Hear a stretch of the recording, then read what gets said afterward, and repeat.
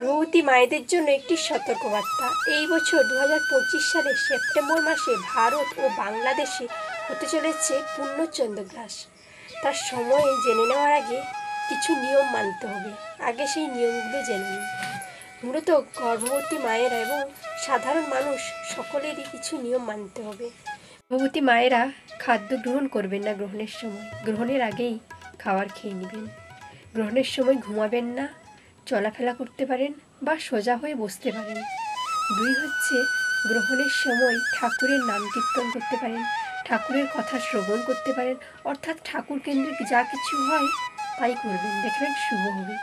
3, এই সময় ঠাকুরের ফটো ঢাকা দিয়ে রাখবেন বা ঠাকুরের ঘর বন্ধ করে রাখবেন। গ্রহণের শেষে স্নান করে ঠাকুরের ঘর খুলবেন। এই চন্দ্রগ্রহণটি হবে 7ই সেপ্টেম্বর। বাংলাদেশের টাইম হচ্ছে 10টা 26 থেকে 1টা 27।